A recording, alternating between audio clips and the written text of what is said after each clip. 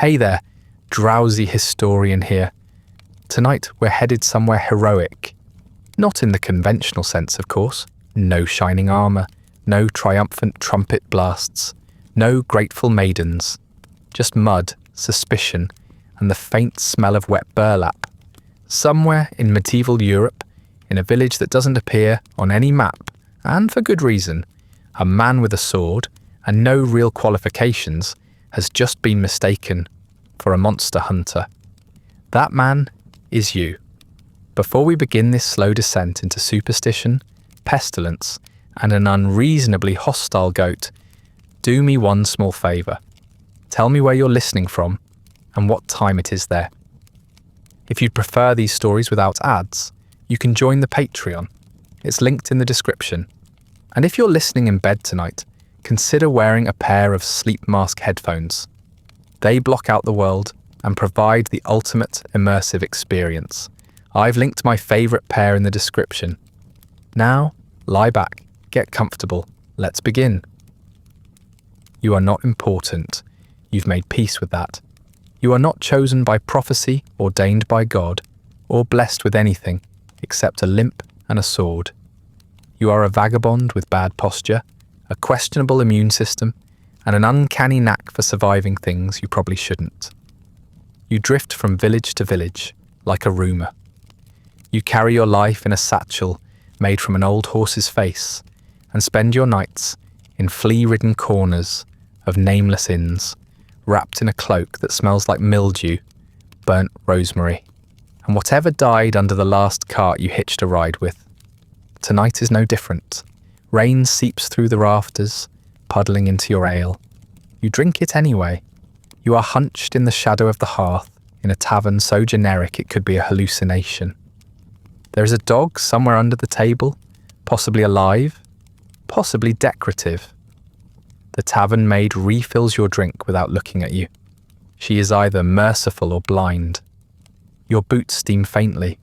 You can't feel your left foot. You decide this is probably fine. The fire crackles the way all fires crackle in places like this, cheerless and vaguely accusatory.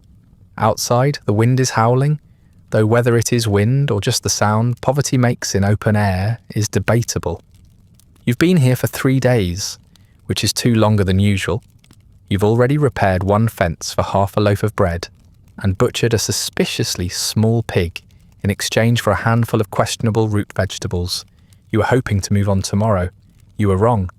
There are 4 men at the table behind you, farmers by the look of them, hands like tree bark, teeth like ecclesiastical ruin, and that curious village tendency to speak loudly about local tragedies, just in case someone with a sword is listening.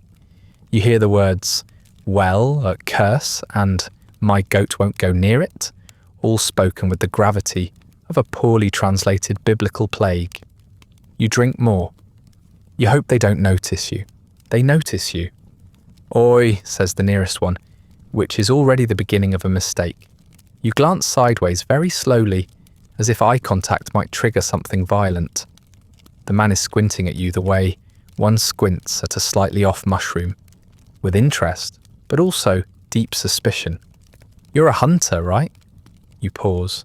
There are many kinds of hunter. Deer, rabbit, woman. You consider lying. You consider running. Your foot is still numb. Not exactly, you say, which is technically true. You've hunted rats. You've hunted the last sausage on a crowded banquet table. You've once hunted your own reflection during a particularly bad fever. But none of these admissions improve your situation. We heard you helped out in Fern Hollow, another man says. He's chewing something. Possibly meat, possibly a moral compromise. You do not know where Fern Hollow is, but you nod anyway. It seems easier. One of them claps the table. This is apparently confirmation. Knew it. Told you.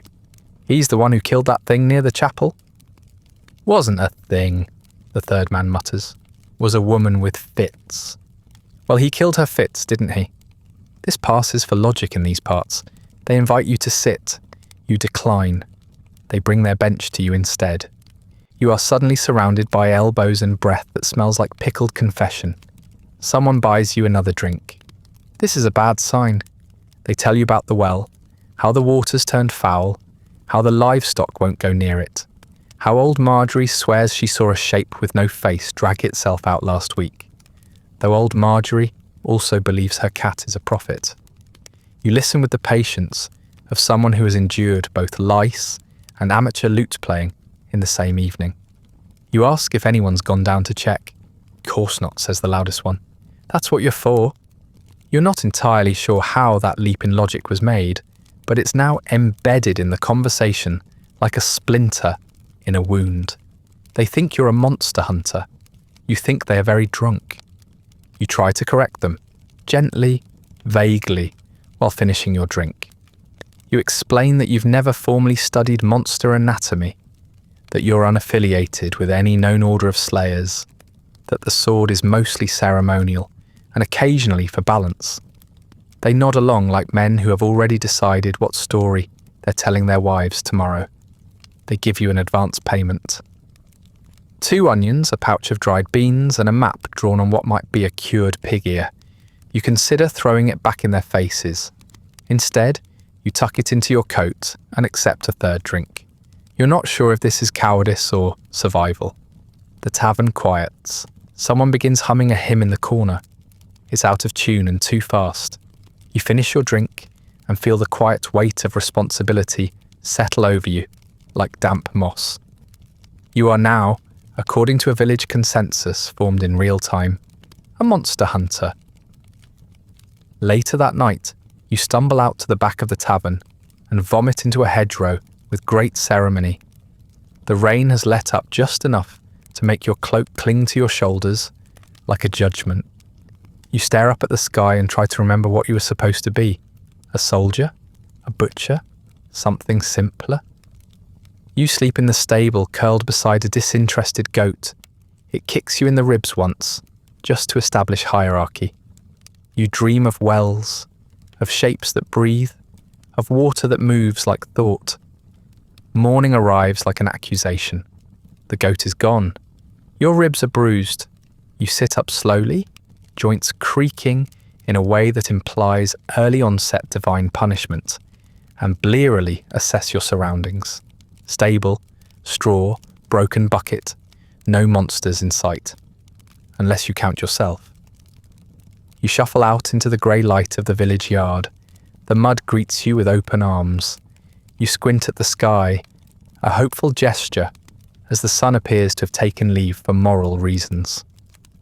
Somewhere, a cockerel gives a half-hearted crow, then immediately regrets it. You wipe the night from your face with the edge of your cloak and pull out the pig ear map. It has not improved overnight. There's the tavern, marked with what might be a wine stain or an intentional drawing of a building on fire. The ash grove is a smudge, and the well is marked with an ominous spiral, which might mean cursed or possibly just very deep. You take this as a sign of progress. The villagers are already up, going about their morning routines, feeding pigs, arguing with goats, shouting at the sky. A few glance at you with expressions that hover somewhere between admiration and preemptive disappointment. You set off toward the edge of the village, following a path that barely qualifies as such. It's more a trampled sequence of regrets through the undergrowth, marked by broken fence posts and the occasional chicken feather. The woods press in before you're 50 paces from the last cottage. They are not cheerful woods. The trees here lean in like gossiping aunties, and the underbrush has the look of something that would be very pleased to see you trip. The ash grove appears more like a suggestion than a location, a cluster of trees less dead than simply apathetic. Their branches sway with the kind of indifference normally reserved for bureaucrats and senior clergy. The ground here is softer, wetter, and faintly glistening. You make a mental note not to fall down. Again. You find the well sooner than expected. It crouches at the centre of a clearing, stones crumbling, rope long gone. The wooden frame over it leans to one side, and the pulley has rusted into a silent warning. The air smells faintly of mildew, wet fur, and something sharp. The scent of cold iron, or perhaps old blood. You're not sure which would be worse. You circle it once. There are marks in the mud, clawed maybe, or just the erratic scrabblings of something desperate. You lean over and peer in. It is, as advertised, a hole. Deep, wet, echoing. You drop a pebble. It doesn't hit bottom. You whisper a small unaffiliated charm under your breath, just in case. The well, like most ancient structures, ignores you entirely. The woods around it are silent in the wrong way. Not peaceful, tense, as if the trees are listening. You draw your sword. It doesn't sing. It wheezes. You make a note to oil it later. You advance a few steps toward the thicket beyond the clearing, where the mud shifts just a little too readily. A branch snaps somewhere ahead, not far. Something is definitely there. You press forward through the brush, the ground sucking at your boots, like it's considering a second career as a swamp. You hear breathing, laboured, wet, human but wrong, the rhythm staggered, uncertain, like a drunk man trying to recite scripture. And then you see it, or him. The monster is a man, though the word does a poor job of encompassing what's left. He's crouched beside a tree, face blotched and peeling, eyes clouded with something that's not quite blindness, but certainly not clarity. His hair is stringy and matted with what you hope is moss. He wears the remnants of a robe, once brown, now the colour of a theological stain. A bell dangles from a cord at his waist, rusted and silent. He reeks of rot, urine, and the kind of unchecked human decay usually reserved for forgotten corners of hospitals and plague pits. He sees you and snarls, not like a beast, but like a man who no longer recalls how to greet another without fear. His hands twitch, his mouth moves, shaping words you can't quite catch, Latin, or just nonsense. You raise a hand in what you hope is a non-threatening gesture. He responds by lurching forward with a low guttural noise, somewhere between a growl and a sob. You don't swing your sword. You just jab the point into the mud between you and say, "No." He freezes. You pull a small pouch from your coat. It holds dried sage, some rosemary, and a pinch of salt. It's not magic, but it smells like someone tried. You wave it once, slow and theatrical. He flinches. You add a whisper, something in the cadence of a prayer, though entirely fabricated. He shudders, backs away. You raise your voice a little and say, "Be gone, shade of man, for the light of day remembers you not." It's utter nonsense. It works anyway. He stumbles into the trees. You do not follow. You stand there for a while, unsure if you should feel triumphant or ashamed. He wasn't a monster, just a sick man, diseased, cast out. You wonder how many more like him are rustling through the woods, bell-less, nameless, and chewing through their own memories. You wonder what, exactly, the villagers expected you to find. You return to the clearing by the well. The air feels no lighter. The wind is still wrong. By the time you arrive back at the edge of the village, a small crowd has gathered.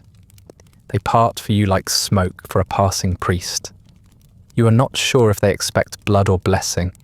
You give them neither. The well's fine, you say, which is a lie, but simpler that way. They ask if you killed it. You shake your head. They ask what it was. You say, "A man." There is a long silence. One of the women crosses herself. Another spits into the mud. The men exchange looks that suggest they were hoping for something more dramatic. Claws, fire, the usual. One of them steps forward. You recognize him from the tavern, still chewing. "Well," he says slowly, "is it gone?" "Yes," you reply, technically true. Gone from here, not gone from itself. "That's not good enough," another snaps. "We wanted it gone, proper gone, burnt." You blink. "It was a man. That's not what old Marjorie saw." "She sees things," you say. There's a pause. The chewing man scratches his beard. "So you're saying we still got a problem?" You don't answer. They start muttering among themselves. Words like demon, plague, curse. The priest emerges from the chapel steps, robes damp and unimpressed. He does not speak.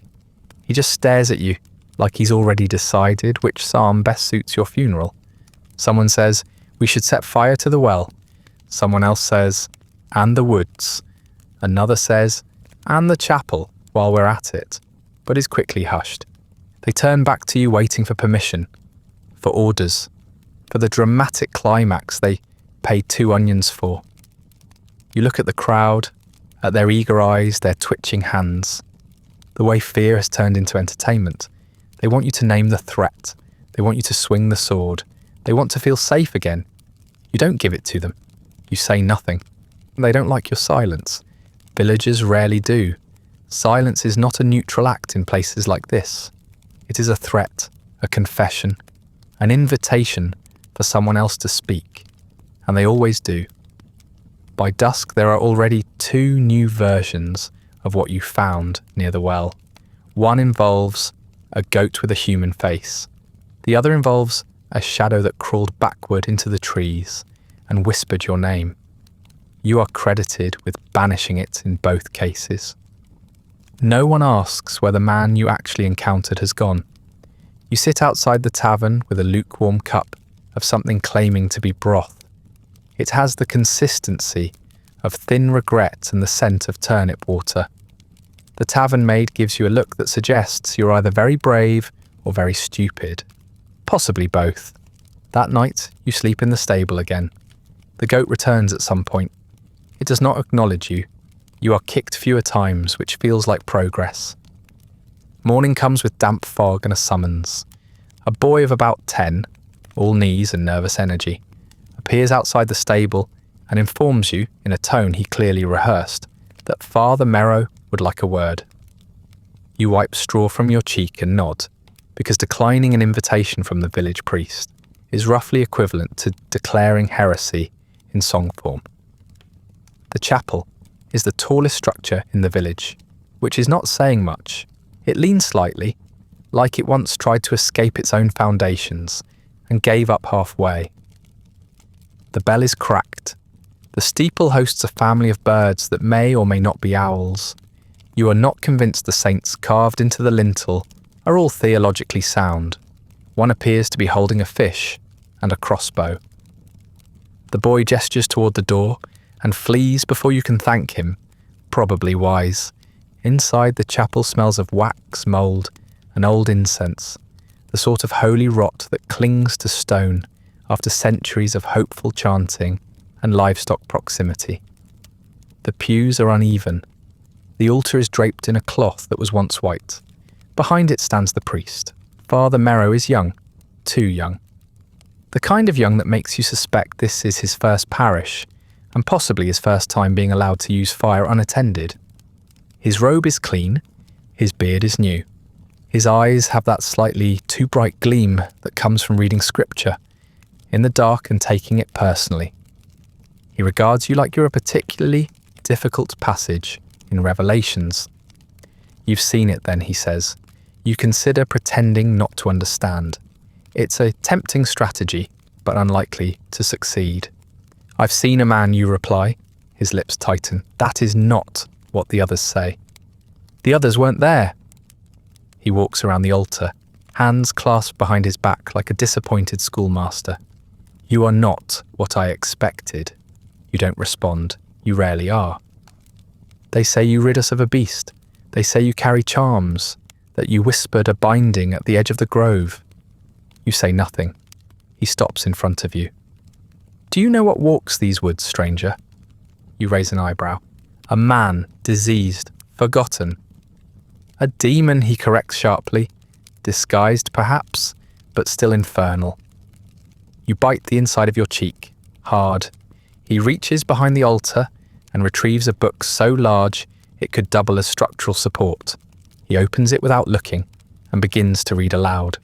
Something about unclean spirits, about beasts that take the shape of men and walk in shadow, about eyes that rot and tongues that lie. His voice quivers with conviction, the kind that's been waiting for a monster to justify itself. You wait for the sermon to end. It doesn't. Eventually, you interrupt. What do you want from me? He closes the book with a thud. To know where you stand. On what? On God, on truth, on your soul. You've had worse interrogations. Most involved knives. Some involved poetry. This one involves far too much eye contact and a faint odour of sanctified mildew. He steps closer. Have you been baptised? You hesitate. The correct answer is yes. The true answer is complicated. You nod. He studies you with the intensity of someone trying to determine whether a soup is poisoned by smell alone. What name were you given at baptism? You pause again, longer this time. Thomas. You lie. It is a safe name, ambiguously holy. Possibly yours. He stares for another beat, then nods once. Then you walk in grace, even if you walk poorly. You nearly thank him. You don't. He disappears into the back of the chapel for several minutes. You contemplate escape, but you suspect he'd chase you down with a censer and a psalm. He returns carrying a wooden bowl, a small flask, and a cloth-wrapped lump that could be either bread or penance. He sets the items on the altar and gestures for you to approach. You do reluctantly. He uncorks the flask and pours a few drops of water into the bowl. Then with great ceremony, he murmurs something in Latin, makes a shaky sign of the cross over it, and hands it to you like a gift and a warning. This water is blessed, he says. Not by me. By him you don't ask which him. There are too many to choose from. He unwraps the lump. It is bread, technically. Greyish, stiff, and bearing the faint imprint of a cross. You've seen more appetising roof tiles. He breaks it in half and offers it to you. You take it. It smells like regret and barley. This is the body, he says, and you resist the urge to argue theology. You chew. It is like eating sanctified burlap. You swallow, barely. He watches you the whole time. When it's done, he takes back the bowl and nods. You may go. That's it? For now. You turn to leave. His voice stops you. If you find another beast, do not delay. Come here first. I will know what to do.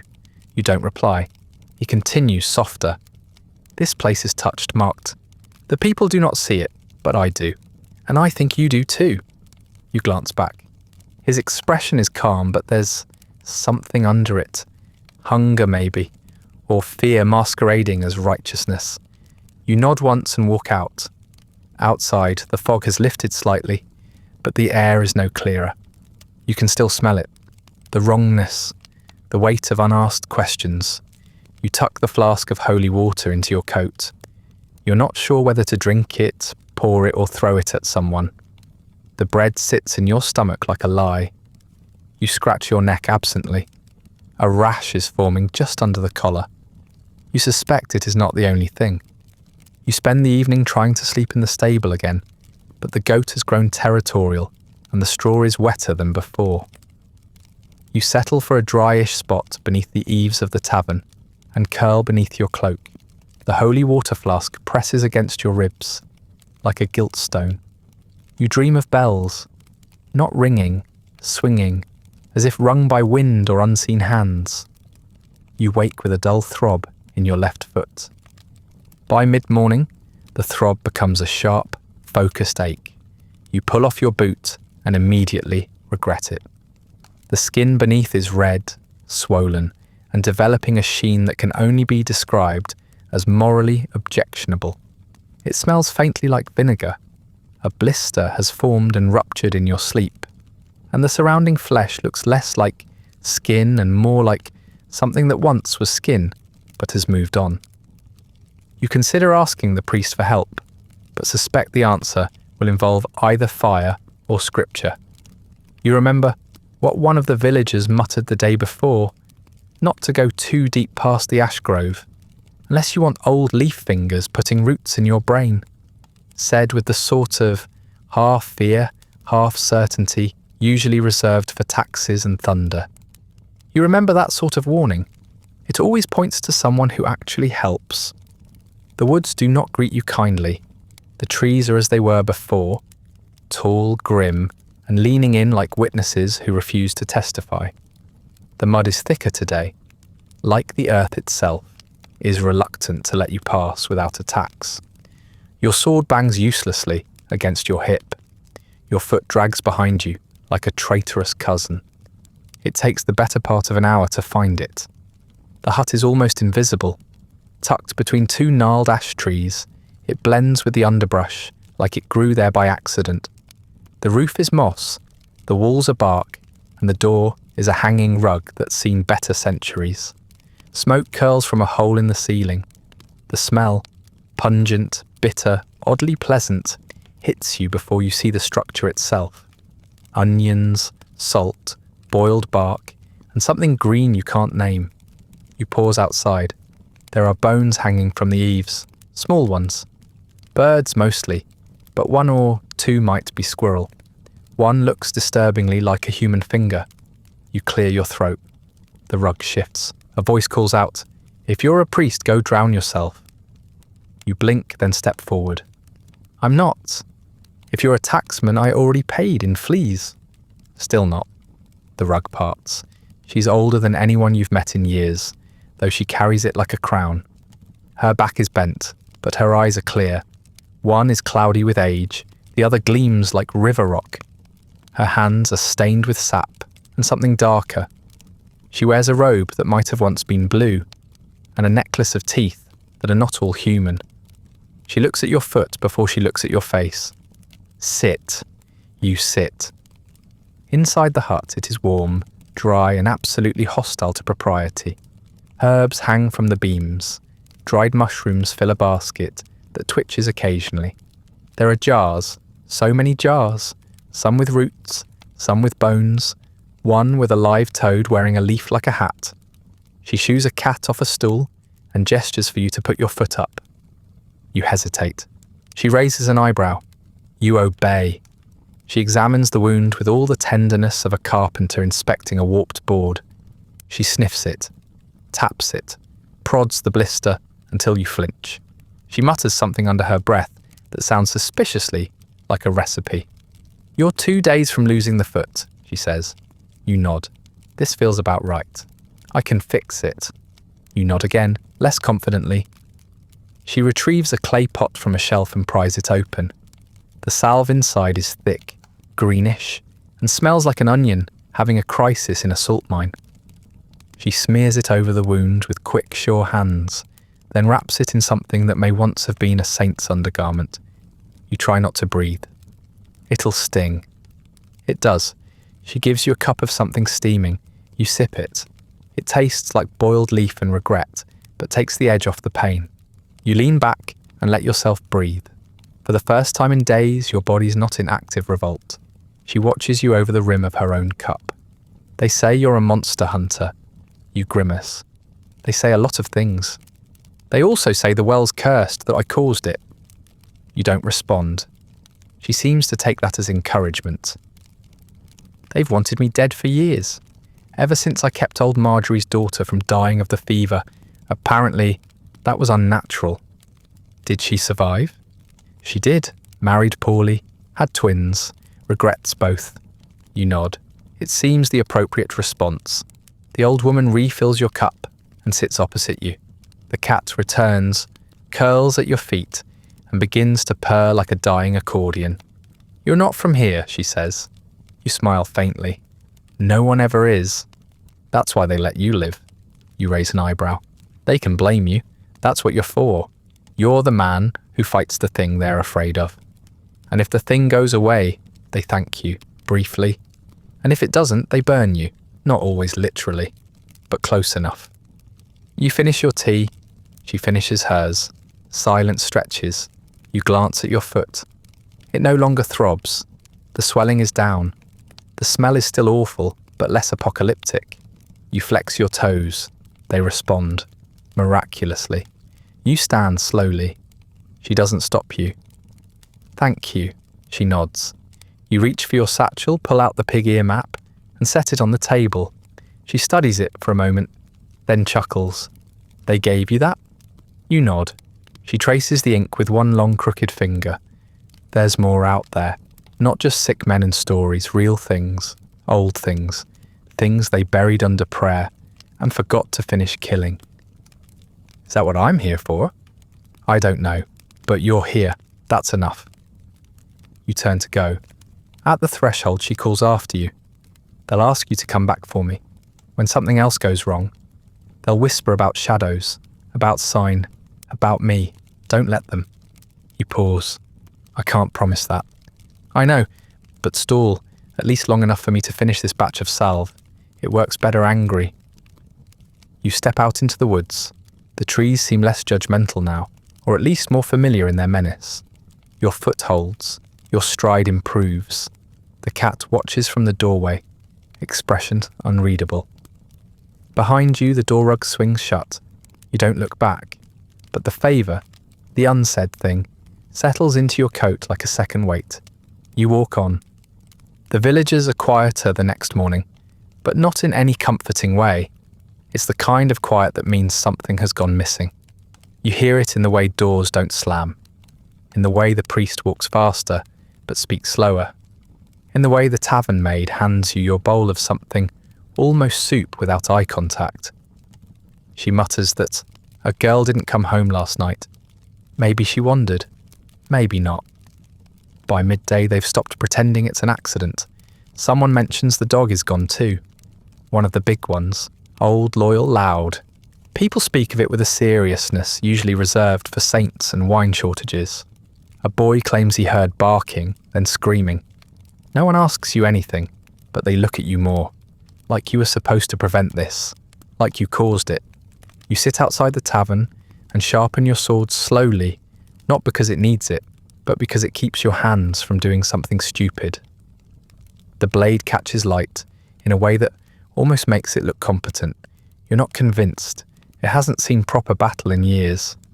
You're not sure you have either. The priest approaches around noon.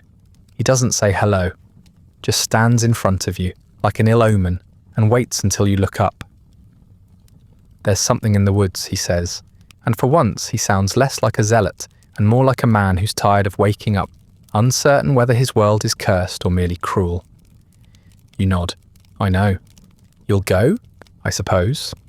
He hands you a scrap of cloth, not a blessing, not quite, and turns away before you can hand it back. You don't bother asking what it's supposed to do. You leave before they can decide to hold a meeting about it. You leave before they can decide to follow. The woods are still, not peaceful, just stalled, as if everything is waiting to exhale. The birds are mostly silent. The underbrush seems to shift a little more than it should, and your footsteps don't echo the same way. Even the light feels thinner, like the sun is watching from behind a veil. You retrace your route through the ash grove, past the familiar hunched trees and the well that still sits like an old tooth sunk in the ground. No fresh tracks, no sounds. You press on. Somewhere deeper in, the smell changes. It's not rot exactly, not yet, but something sharper. Blood, sweat, damp fur, and the raw metal tang of a body that's been opened too recently. You draw your sword. You stop breathing through your nose. Then you hear it. Barking. High, desperate, frantic. Not close, but not far either. You move faster, pushing through the undergrowth, sword out, shoulder low. You follow the sound until it cuts off mid-bark. Then silence again. Not even wind. You find the clearing moments later. The dog is there. What's left of it anyway? Its ribs are exposed, the hind leg twisted at the wrong angle, throat torn out. But it's not the dog that stops you in your tracks. It's the thing crouched beside it, a wolf. At least it looks like one, larger than it should be. Its fur is patchy and clumped with dirt and what might be pus. Its back is arched unnaturally, one shoulder higher than the other, as if something had once broken and never quite healed. Its mouth hangs open, frothing. Its eyes are glassy and yellowed at the edges. Its breathing is laboured, but silent, except for a faint wheeze that clicks on every inhale. You can see its ribs and they're heaving like a bellows. It sees you. You freeze. The wolf doesn't run. It doesn't snarl. It just watches, too still, too quiet, like a thing that doesn't understand you, but knows you're wrong. And then it charges. You've faced worse, you've said that before, but most things at least give you time to think. This one's on you in seconds, jaws snapping. You bring your sword up, but it's fast, faster than it should be. Its teeth catch your arm just below the shoulder, deep and immediate. You hear the fabric tear, feel the skin part, then nothing but heat and pressure. You drop to one knee and shove your forearm into its face, driving your weight forward to knock it off balance. It stumbles, but doesn't retreat. You fumble at your belt and grab the small oil flask, the one you carry for lighting fires or cleaning blades. You splash it on the nearest branch, strike flint to steel, with fingers shaking from pain, and barely manage to get a weak flame licking at the wood. The moment it catches, you swing, wide and low. The burning tip connects with the beast's side. It howls and recoils, fur catching light like dry straw. The smell of scorched hair and hot blood is enough to turn your stomach. It writhes, lashes out blindly, and finally collapses, twitching into stillness. Then nothing. You don't move for a while, not because you're waiting for it to rise, you know it's dead, but because you need a moment to believe you're not. Your arm is bleeding heavily now. You tear off a piece of your cloak and wrap it as tight as you can. It stings. That's good. You're still feeling. The bite went deep. The teeth grazed bone. You'll need to clean it, and soon. Infection sets in fast out here, and you've already seen what that leads to. You retrieve your sword. The blade is chipped but usable. You scan the clearing again, half expecting another to appear. Nothing stirs, not even the insects. The dog's body is still warm. You crouch, rest your hand on the dirt, and let the tension drain out slowly. The adrenaline will take longer to leave. The ache is already settling in. You don't feel fevered yet, but the bite pulses with a steady wrongness that makes you suspect you'll be dreaming badly tonight. There is no child in the clearing, no footprints, no ribbon in the branches, only the wolf, the dog, the blood, and you. You wipe your hands on the grass and rise, staggering slightly, as your balance returns in stages. The birds are still quiet. The forest feels larger now, somehow, as if the clearing has widened behind your back. You limp out the way you came, one hand on the wound, the other gripping your sword like it's a crutch. You don't look back. You've killed something. You've been bitten, and you do not feel right. Not at all. You return to the village at dusk. The walk takes twice as long as it should. The bite in your arm aches with every step, a slow pulsing burn that radiates outward like ink in water. You've tied it tightly with a strip from your cloak, but it's already soaked through. The cloth smells metallic and warm, and your fingers on that side are beginning to go numb. The rest of you doesn't feel much better. No one greets you when you arrive. They see you, of course. They always do. Eyes behind curtains, behind shutters, behind half-closed doors that suddenly don't need mending anymore. You walk through the muddy square, sword in hand, boots caked in blood and ash, and the village holds its breath, like a child caught mid-lie. The tavern maid appears briefly in the doorway, then vanishes again. The blacksmith pretends to inspect a bucket. The boy who delivered the priest's summons earlier looks away and pretends to tie a rope that isn't there. You sit on the low stone wall near the well and wait. You don't want to tell them. You just want someone to ask. Eventually, the priest comes. Of course, it's him. He approaches from the chapel with the confident pace of a man who's already decided how the story ends. His robe is slightly damp at the hem and speckled with ash, though from what source you're not sure. He stops a few paces from you and folds his arms, like he's been rehearsing this moment in his head for days. It's done, you say, before he opens his mouth. Your voice is rough and low, half from pain, half from exhaustion. What was it? He asks, though you suspect he already has an answer ready. A wolf, you reply, sick, rabid, starving. It took the dog, maybe the girl. He nods slowly, solemnly, then says, or it was a punishment. You don't respond. there's no point. He continues anyway, his tone gaining the slow, deliberate rhythm of someone stepping into a pulpit. Beasts act as vessels sometimes, creatures twisted by proximity to sin. Where corruption festers, judgment arrives. Teeth and flame, blood and bone. That is how the Old Testament speaks of it. You stare at him wondering if he's hoping you'll argue. You don't. He glances up at the sky. The fog hasn't lifted. The well still sours, and now 2 goats are dead. The child is gone. A dog lies in pieces. He turns back to you. And you return with fire on your hands. I did what you asked. I never asked. You let that hang in the air for a while. Then you say, "She's gone, isn't she?" The priest's expression doesn't change. The woman in the woods, no one saw her leave. You know what that means. No one saw her leave because no one wants to admit she left. Or because she didn't. You don't ask where the mist was thickest that morning, or whether anyone saw smoke rising from the trees. You don't ask if her hut still stands. You don't want to know, but you feel the weight in your coat where her salve used to be. It is not heavy. It is not warm. They took her, or drove her out, or watched her vanish, and called it righteous. The priest says nothing more. He simply turns and walks back to the chapel with the slow, deliberate certainty of a man who believes the judgment has passed, and now only the accounting remains. That evening, the tavern finally opens its doors. No one congratulates you. No one cheers. The 4 men from your first night, the ones who hired you, who called you hunter, sit in the corner, drinking silently. You pass them without acknowledgement. They do the same. You are not their story anymore. The tavern maid brings you food without looking at your face. Bread and broth. The bread is dense, sour, slightly undercooked. The broth is grey and thin. You eat all of it. Hunger has never cared about dignity.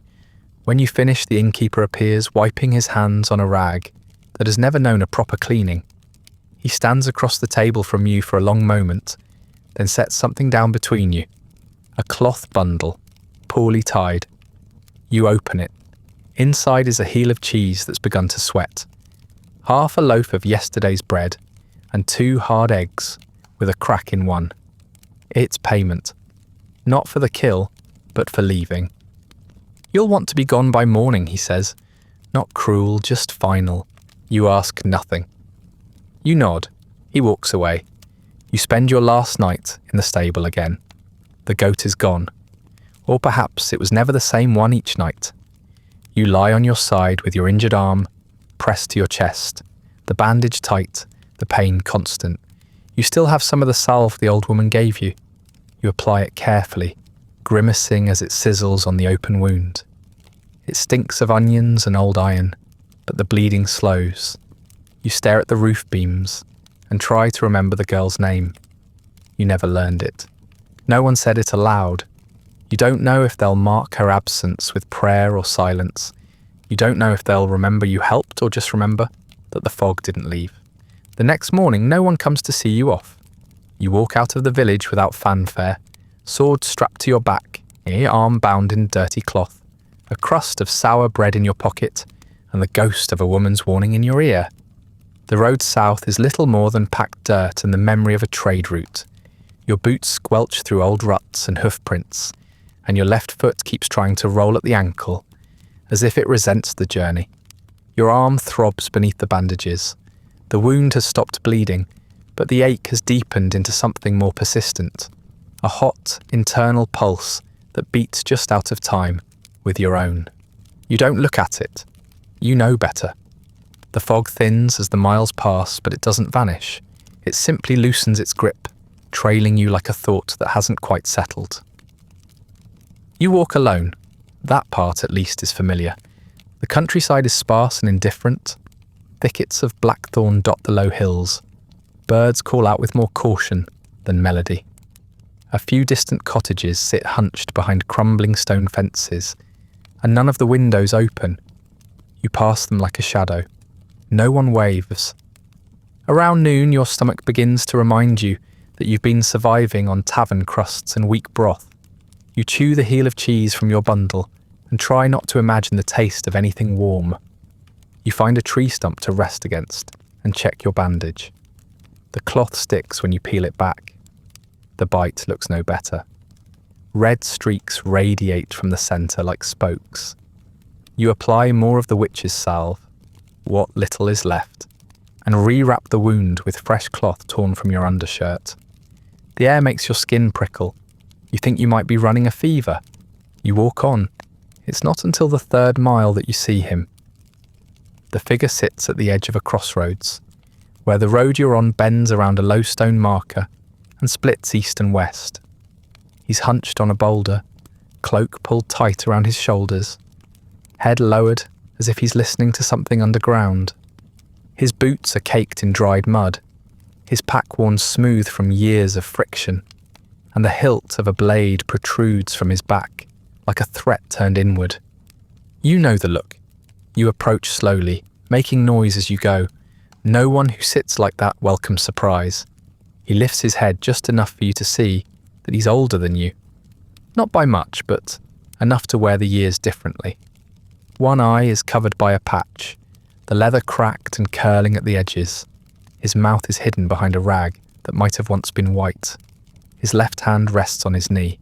The right is gloved, but the fingers don't match. 3 short, 2 missing entirely. He watches you without speaking. You nod once. He nods back. You sit on the opposite side of the crossroads, close enough to be polite, far enough not to be mistaken for familiar. For a while, the two of you just sit. The sun presses down from above without warmth. A crow circles overhead, then loses interest. Eventually you ask, "South or east?" He gestures with his chin. "Doesn't matter. They're both the same after 3 days." His voice is rough and low. Not unfriendly, just used. You nod. "You look like you've seen things." "So do you." You both fall quiet again. You watch a beetle struggle across the dust between you. He watches the trees. His good eye doesn't blink often. You suspect it misses nothing. After a while, he speaks again. "They called me a hunter once, gave me a medal after I killed a pig that had gone rabid and bit a magistrate. That was the last time. They paid me in coin." You smirk. "What do they pay in now?" "Curses, stares, leftovers." He shrugs. "Once a priest gave me absolution before I even opened my mouth." You tell him about the wolf. Not all of it, just enough. He listens without interruption, jaw tightening slightly at the description of the bite.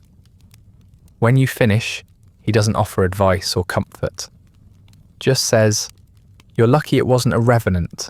You raise an eyebrow. "Those are real?" He looks at you for a long time. "You're bleeding out your arm, walking with a ghost's favour in your coat, and asking me if revenants are real." You don't reply. He shifts on the rock, digging into his coat. "I've seen 3, only killed 1. The other 2 were smarter than me. Left a town in the middle of the night once because a girl stared at me too long without blinking." You chuckle, not because it's funny, but because you're tired. "So what do you use? Salt? Prayer?" He doesn't laugh. "Prayer won't help. They don't care about God. They care about memory, about unfinished things. Sometimes they rot, sometimes they don't. But they always remember who left them behind." You don't ask how he knows. He pulls something from his coat and tosses it gently across the road. You catch it without thinking. It's a nail, short, slightly bent, but clearly silver. The weight of it surprises you. Real silver. The kind no one gives away without reason. "For the last one," he says. You turn it over in your hand. "Why?" "Because you'll need it." You glance up. "And you won't?" He shrugs. "If I see another, I won't have time." You don't thank him. He doesn't expect it. You tuck the nail into your coat, just beside the now empty pouch where the salve used to be. It settles in like it belongs there. He rises slowly, stretching a leg that clearly doesn't want to stretch. He nods toward the west road. "Folks say there's a manor that way. Big one. Nobles with sick children and dogs that bleed from the ears. Could be nothing. Could be something." You stand as well. The wound in your arm has begun to throb again. The fever is hovering at the edge of your thoughts like a question you're not ready to answer. "Which way are you going?" you ask. He shrugs. "Doesn't matter. Something always finds me." You watch him walk away, not toward either road, but into the trees, not quickly, not quietly, just forward. You adjust your pack, grip the nail in your coat one last time, and turn south. The road doesn't care who walks it, but it remembers. The road has begun to dry out by the time someone stops you. You haven't spoken to another living soul in nearly 2 days, unless you count the birds, which you don't. You've been walking slowly, steadily, your arm tucked into your coat like a rotten secret. The fever comes and goes in waves.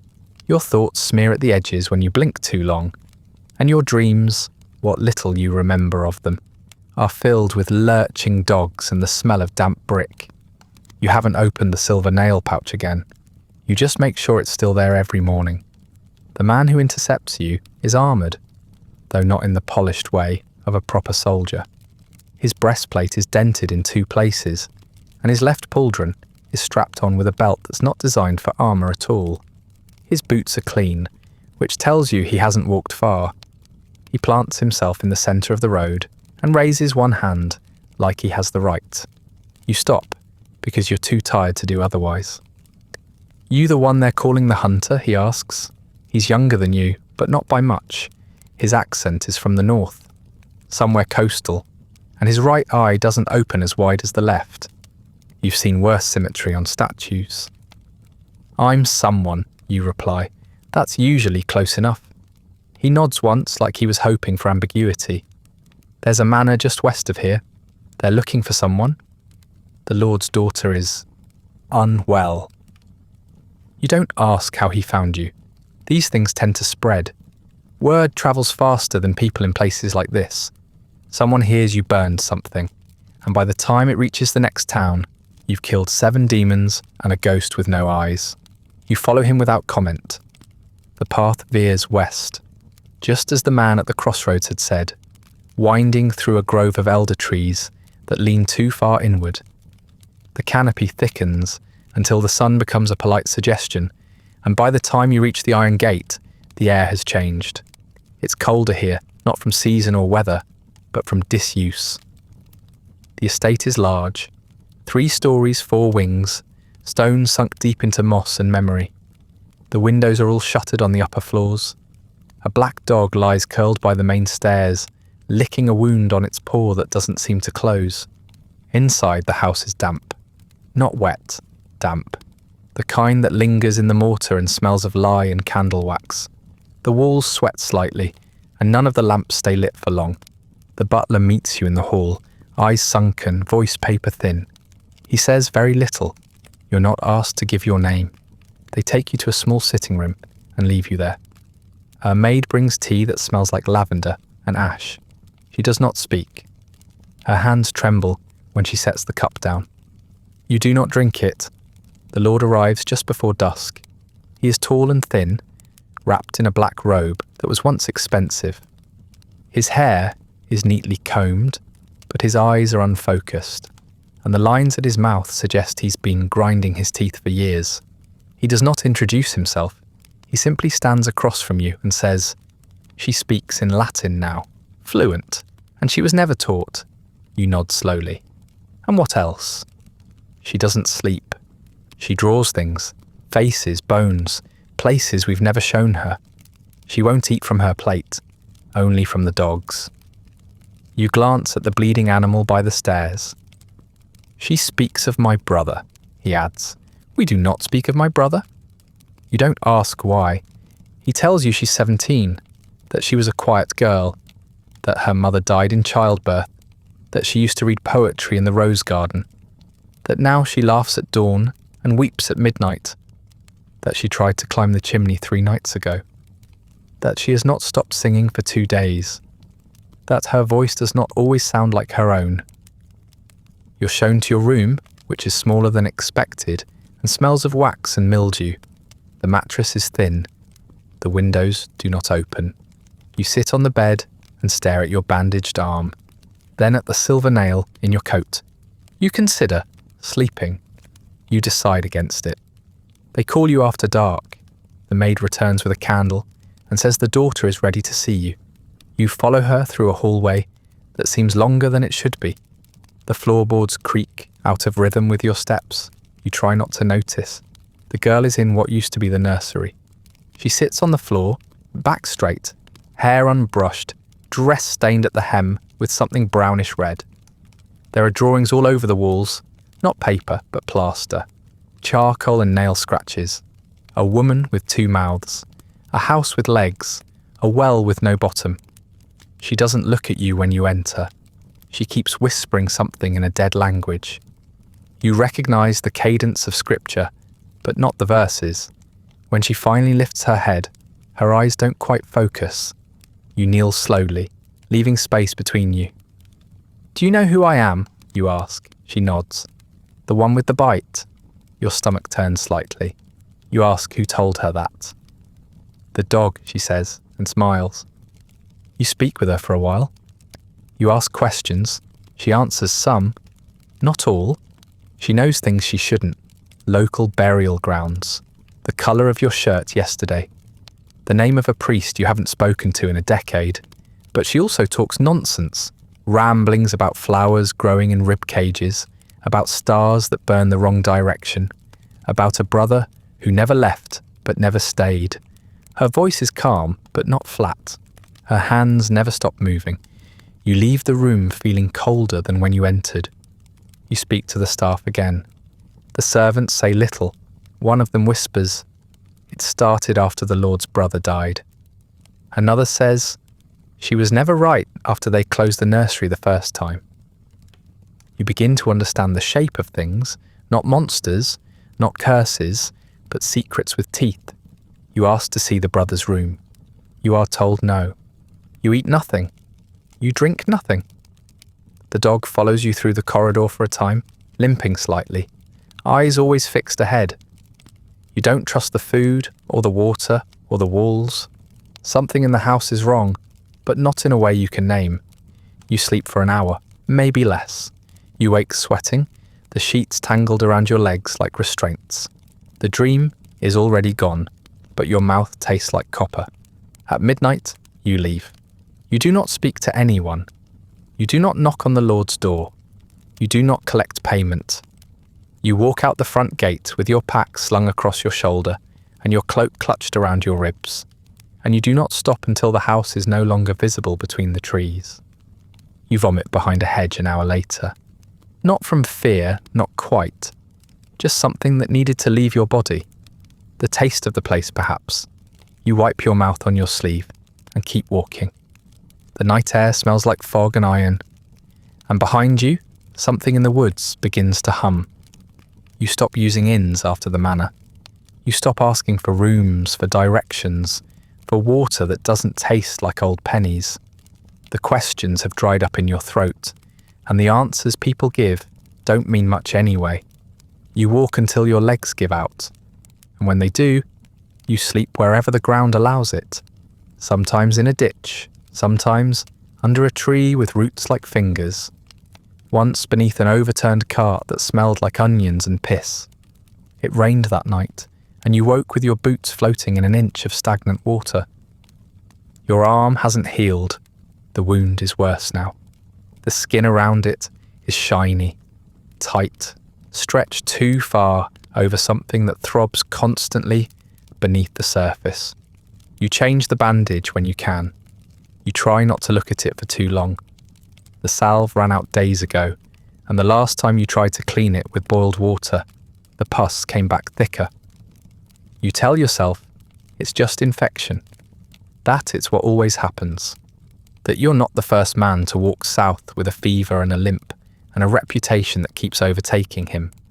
But you feel it, deep in the meat of your shoulder, something wrong, not sharp like pain, but dull and pressing, like weight, as if something inside you is expanding, slowly, deliberately, without permission. You don't eat hot food anymore. Fires draw attention, and you've stopped craving warmth. You chew hard bread until your jaw aches, drink from streams, and try not to taste the things floating in them. You used to cook when you could, fish, roots, and the occasional pigeon unlucky enough to wander too close. But now, the thought of smoke makes your stomach turn. Some nights, even the idea of food seems strange. You lie still and wait for the light to change. Sometimes it does. You dream more now. You used to go weeks without remembering them. Now they come every night, jagged, fragmented things, full of wolves with human eyes and women with no mouths. You see the manor again, the well, the girl, the dog. You wake in the dark with your hands clenched and your breath ragged, your throat sore from screaming, even though you don't remember making a sound. Once you wake up with blood under your fingernails. Not yours. You tell yourself it must have been a rabbit, or a crow, something small, something real. Your thoughts wander when you walk. They used to follow a path. Simple things mostly, like whether the next village would have bread, or whether the priest there would be the kind to throw you out, or bless you for your trouble. Now your thoughts dissolve between steps. You find yourself thinking in circles, revisiting the same half-sentence for miles, forgetting the words, but remembering the rhythm. Sometimes you don't remember where you started. Sometimes you don't remember what day it is. You pass a village one morning, or maybe it's evening. You're not sure anymore. You don't stop. You don't even slow down. You keep to the tree line, shoulders hunched, cloak pulled tight over your infected arm. You think you'll go unnoticed, but a boy sees you. Just a glimpse from across a fence, but it's enough. He points. It's the monster man, he says. You freeze, you don't look at him. You just keep walking. But the words follow you. They echo down the road, into your ribs, behind your eyes. You try to forget them, but they stick. Not like mud, more like burrs. Small sharp things that dig deeper the longer you try to ignore them. You walk faster. You don't stop until your lungs burn and your legs shake.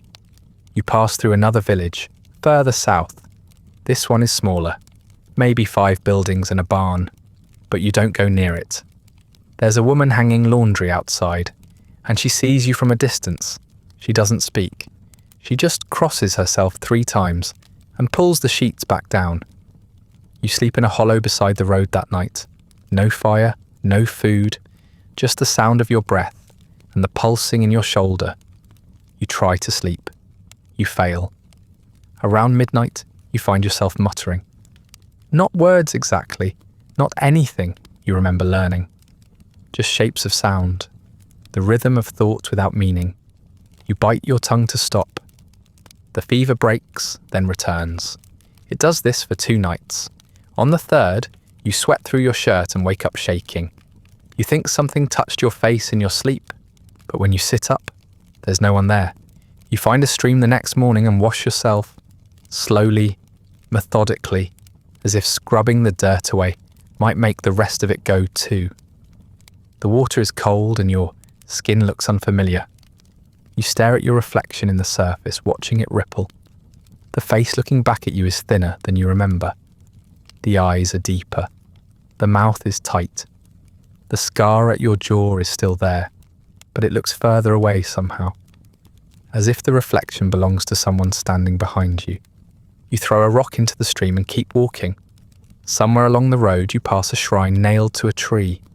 The figure carved in the centre is a saint you don't recognise.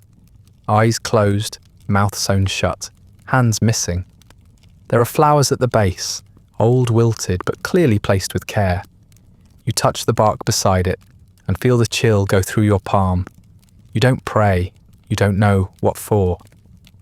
The next night, you hear something breathing near your camp. You sit up, slow and silent, hand on the hilt of your blade. The sound is close, not quite animal, not quite human. Just breathe. Long, wet inhales, exhales, like someone learning how. You wait, heart pounding, waiting for the shape to emerge. It doesn't. You whisper, "Go away." The breathing stops. You don't sleep again. By the time you reach the next crossroads, your arm is worse. The skin around the bite has turned grey-green in patches, and the muscle beneath has begun to tighten. You have to use your other hand to lift it when climbing hills. The pain has dulled into something steady, but not less present. You feel it in your teeth now, in your spine. You sit at the side of the road and unwrap the bandage to look. The bite is still there, still ugly, still real, but the skin around it no longer looks like yours. You stare at it for a long time. Then you wrap it back up and tell yourself, it's just rot, just sickness, just the price of survival. You keep walking. You pass a man on the road sometime after noon. He doesn't speak, just glances at you, nods faintly, and steps wide as he passes. You glance back after he's gone and see him drawing a mark in the dirt behind you with his boot, a circle with 3 slashes. You don't ask what it means. You suspect you already know. You dream again that night. The wolf is there this time. It doesn't move. It just stands at the edge of the trees, watching. Its mouth is open, but it doesn't breathe. You stand opposite it, and neither of you speaks. You wake with your fingers clenched around your knife, the blade drawn and resting against your own thigh. You keep walking, but the road feels longer now, not in miles but in presence, as if something else is walking it with you. You glance over your shoulder more often. You speak to yourself without realizing it. You check your reflection in pools and streams not to see your face, but to make sure it's still your face. You begin to wonder, not if the wolf followed you, but if it stayed. Eventually a monk flags you down. You're walking along a crumbling path that might once have been part of a Roman road, though now it's more moss than stone. The trees are thinning, and the wind carries a faint smell of incense and something older, parchment, mildew, and candle soot. You don't know where you are. You stopped paying attention to names some time ago. But the monk knows you. He doesn't ask. He doesn't introduce himself or demand credentials or offer holy water. He simply falls into step beside you, robes trailing in the dust, eyes too calm. There's a monastery, he says, as if you don't already see the towers rising in the distance. There's something wrong with it. You nod, and that's enough. You arrive just before sundown. The building itself looks like most do. Stone, sloped roof, arched entry, walls crawling with ivy and thyme. But the windows are dark, and the bell tower leans just slightly, like it's listening to something it shouldn't. A flock of birds passes overhead, without calling. You feel the wound in your arm begin to ache again. The fever hasn't left, it just waits. The other monks say little. They bow as you enter, hands tucked into sleeves, heads bowed like they're ashamed of something they can't name. The air inside the monastery is cold, and not just from the stone. There's a pressure to it, the way stale air thickens in cellars and crypts. You taste iron in your mouth and don't ask why. They give you a room, though you won't use it. They give you bread, which you don't eat. They offer you wine, which you accept. You sit in a corner near the hearth, cup in hand, and listen to their explanations. It started 2 weeks ago, they say. First, a novice went missing. Young, devout, prone to sleepwalking. They assumed he'd wandered off into the woods and sent men to look. No body, no trail. A few days later, a senior monk vanished, then another. Always at night. No signs of struggle, no blood, no broken doors or shattered locks. They began locking the dormitories from the inside. One monk tied himself to the bed. He disappeared anyway, ropes cut so clean they could have been burned. They stopped asking for help. Until now. The bell still tolls, always at night. No one pulls the rope. They show you the mechanism, heavy, rusted, intact. You nod again and finish your wine. It tastes like ash and old cherries. You walk the halls after dusk. The monastery's quiet, too quiet. Even the usual creaks and groans of an aging building seem to hold their breath. Your footsteps echo, and not always in time. The walls sweat faintly, as if something inside them is trying to breathe. You see no movement, no shadows where they shouldn't be, but the sense of wrongness thickens with every step. You end up near the bell tower. The door is latched but not locked. You open it and climb slowly. The steps are worn, uneven, slick with dust.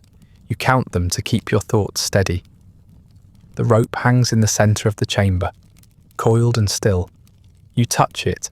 It's dry. There's no sign of use. You stay up there until midnight. You watch the dark from the narrow slit of a window, eyes half closed. At first there's nothing, but then, faintly, the rope trembles, just once, then again. You don't move, you don't speak. The bell tolls. The sound is heavy and low, not bright like most bells. It resonates in your chest, in your teeth, behind your eyes. You step back as the rope swings again. No wind, no hands, just motion. You retreat down the stairs without looking back. You don't sleep. Just before dawn, another monk disappears. They find his sandals outside the chapel door. Nothing else. You decide it's time. You ask to be taken below. The monks hesitate. They mutter about the crypts, the ossuary, the old cellar no one has touched in years. You insist. Eventually, they lead you down a spiral staircase behind the altar. The air thickens with every step. The basement smells like damp bones. The stone walls are slick with condensation, and the torches they give you barely hold a flame. You pass shelves of skulls, crumbled tapestries, forgotten relics that were never catalogued. The silence here is complete. Even your breath seems unwilling to echo. Then you hear it. Not a voice, not a word, just a sound, wet, slow, like something dragging itself across stone. You raise your sword. Your arm screams in protest. The fever flares again, and the edges of your vision blur. It comes from the far end of the corridor. You approach with the torch held high. The light flickers, casting long, writhing shadows. The smell worsens, copper, mildew, old meat. You round the corner and stop. It's there. It is, or was, a man. Now it's something else. Bloated, wrong-shaped. The limbs stretch too far in places and too short in others. The skin is mottled, grey-green, and glistening like something born wet. The eyes are gone. Just sockets, empty and slick. The mouth is too wide, filled with teeth that don't match. It crawls rather than walks, using elbows and ankles, in a motion that suggests it once knew how to be upright but forgot. It doesn't make a sound, not at first. Then it hisses. You step back, sword raised, torch ready. It lunges. The fight is short and awful. It moves quickly despite its shape, lurching and snapping with too many joints and too little hesitation. You slice once, deep across the chest, and it barely reacts. You swing again, catch its neck, and it staggers. But it doesn't fall. It grabs your leg, claws digging through the cloth, and pulls. You crash to the ground, torch tumbling from your hand. You kick, hard, and connect with something soft. The creature recoils. You scramble to your feet, grab the blade with both hands, and drive it into the thing's head. It screams then, not loud, just sharp, a sound like splitting bone. It collapses, twitching, and does not rise again. You fall beside it, breath ragged, shoulder screaming. You look at the wound in your leg and know it's deep, too deep. You don't have the strength to stand. The torch has gone out.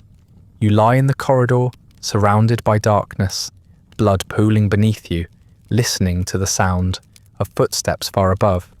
Eventually, you hear chanting. You recognize the pattern, low, rhythmic, Latin. The monks are praying, but not for you. You close your eyes for the last time. Months later, a villager tells a tale about you. They say you came from the woods. That's how the story begins. Not from a village or a keep, or the usual birthplaces of heroes, but from the wet, leaf-choked tangle of forgotten forest.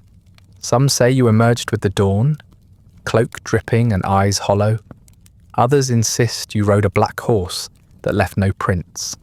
A few remember a cart a limp and the smell of something scorched, but no one says your name. It has already been sanded down by retelling, smoothed over by the convenient erosion of collective memory. You were always a stranger, The monastery is recovering. That's what they tell the bishop when he sends his questions wrapped in wax. Yes, Brother Emmerich is gone. No, they cannot say where. Yes, the bell tower has been repaired. No, they haven't heard it ring since. There's a new chant they use now. Quieter, more careful, full of round syllables that take the edge off the dark. The novices sweep the hallways with more enthusiasm than usual. The old rooms are sealed. The crypt is blessed twice a day. The head abbot writes long letters that trail into silence before the ink dries. No one mentions the blood. In the village a few miles south, the story grows. It always does. First, it was just that a man had gone into the monastery and come out different. Then it was that he'd been summoned by God, that he'd faced a demon who wept fire and spoke in backward psalms. One version claims he fought it with only a rake and a boiled onion. Another insists he never came out at all, that his ghost now walks the hills with a silver nail through one hand and a candle that cannot go out. The storytellers adjust depending on their audience. Children get monsters, old men get metaphors, priests get a moral. No one gets the truth. The truth, if anyone asked, is that you bled out on cold stone while someone sang the wrong hymn 2 doors down. The truth is that no one fetched help, because no one knew you were worth fetching. The monks assumed you'd left. You didn't. The light left you quietly, as if embarrassed. Your hand clenched around nothing. Your body was found a day later by a novice sent to clean the floors. He thought you were sleeping at first. When he touched your shoulder, your skin peeled like damp paper. He scrubbed the blood away in silence. The abbot burned your satchel. They did not bury you in the cemetery. That was for monks. Instead, they wrapped you in a tattered wool sheet and buried you beneath a dogwood tree behind the stables. The grave was shallow. The soil refused to deepen. A single stone marks the spot, uncarved and already tilting. A goat peed on it 3 days later. This, too, has been forgotten. In time, the locals came to believe the monster had never been real, that the deaths were an unfortunate coincidence, that the screams were wind, the dragging sounds rats, the shadows merely tricks of an aging lantern. The village priest began citing the event as proof of divine mercy, that a stranger could come, cleanse and vanish in the span of a week, leaving only moral lessons and a renewed appreciation for tithes. He preached a sermon titled The Stranger at the Door. It was not about you, but monsters have their own rhythm. They are not punctual, but they are persistent. Months later, a child vanishes. Not violently, no torn clothing, no blood, just gone. She was seen playing near the edge of the woods. Her brother says he heard a bell, faint and slow, before she went quiet. Her mother blames the well. It has always been the well. A new priest says it's old Marjorie's fault, that she never should have left that salve on your wound, never whispered into the fog. He says witches remember debts better than men. Soon the old stories come back, as they always do. A black shape at the window, scratching in the floorboards, a figure on the road that leaves no footprints but always turns to look. This time, the stories are about you. They don't know it, but they are. A limping man with a crooked mouth and a sword wrapped in rags. He comes after the sickness starts. He never smiles. The crops fail. The animals won't breed. Someone finds hoofprints near the chapel, even though no horses have been through in weeks. The innkeeper swears she hears someone humming at night, the same tune you heard in that first tavern, back when you were still allowed to be ordinary. And so the cycle begins again. The next hunter will arrive in spring. He'll be younger than you were, louder, hungrier. The villagers will offer him a sack of onions and a story about the well. He'll take the job. He'll think he's different. He won't be. No one is. He'll sleep in the same stable, kick the same goat, and dream the same dreams. He'll meet a woman with herbs in her pockets. He'll argue with a priest. He'll kill something that shouldn't have needed killing.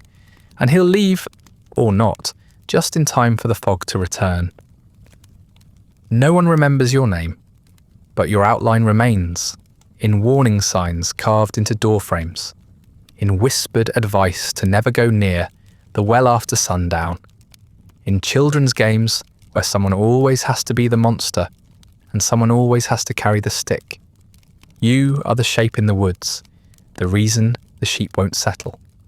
The story told just before nightfall, when the fire is too low and the adults have gone to bed. You were never a hero, but you are now something else. And that brings us to the end of tonight's episode. Not a tale of heroic conquest, but of blistered feet, and the quiet horror of being useful only when someone else needs a scapegoat.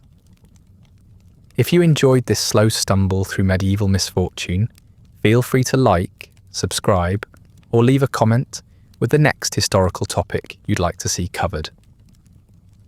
If you'd like early access to more of these quiet descents into forgotten history, ad-free audio of the episodes, or just want to support the show, there's a link to the Patreon in the description. If you're listening on a podcast app, a rating or review helps more people find their way to these stories. And special thanks to the supporters who make this show possible, including our chroniclers, Andrew S. and Rich Davis. Sleep well.